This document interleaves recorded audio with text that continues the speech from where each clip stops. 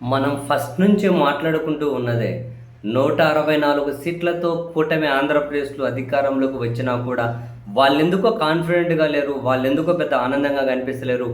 వచ్చే ఎన్నికల్లో అధికారాన్ని ఎలా నిలబెట్టుకోవాలి అనే దాని మీద మొన్న అధికారంలోకి వచ్చిన ఫస్ట్ రోజు నుంచి కూడా దృష్టి కేంద్రీకరించుకొని వస్తూ ఉన్నారు.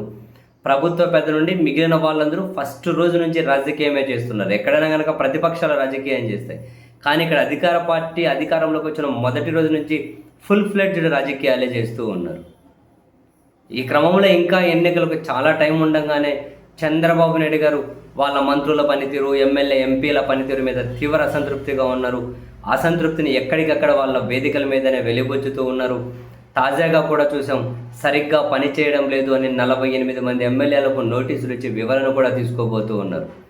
ఈ పాలకపక్ష పెద్దలు వాళ్ళ నాయకుల సంభాషణల్లో, వాళ్ళ భయంలో, వాళ్ళ ఆందోళనల్లో కనిపిస్తున్న కారణం ఏంటి అంటే, కాసింత అలసత్వం ప్రదర్శిస్తే, కాసింత గ్యాప్ దొరికితే జగన్మోహన్ రెడ్డి మనల్ని రాజకీయంగా ముంచేస్తాడు అని వాళ్ళు భయపడడంలో అర్థం ఉంది. ఎందుకని ఇప్పటికైనా ఒంటరిగా అనుకుంటే జగన్మోహన్ రెడ్డి గారికి హయ్యెస్ట్ ఓట్ షేర్ ఉంది.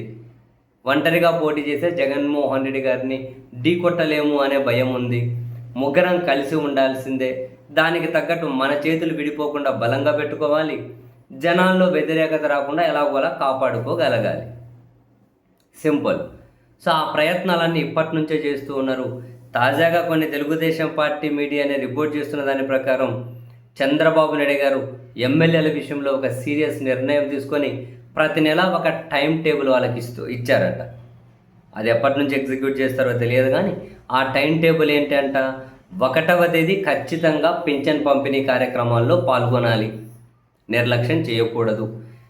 ప్రతి నెల 5వ తేదీ నియోజకవర్గంలో ఉండే ప్రభుత్వ పాఠశాలను సందర్శించాలి.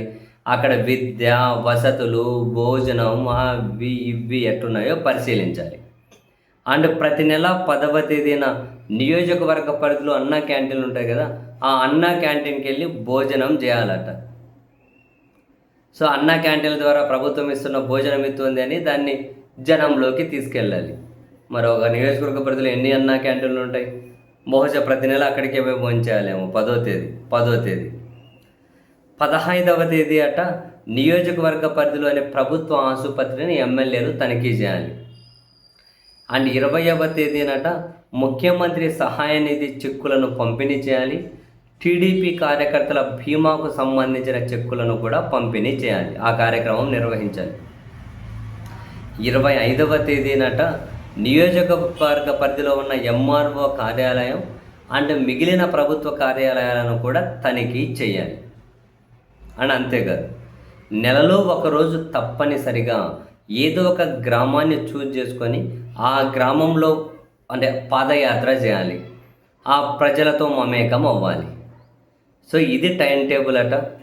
తూచా తప్పక పాటించాలట. ఎక్కడికక్కడ నివేదికలు పార్టీ కేంద్ర కార్యాలయానికి చేరుతాయి.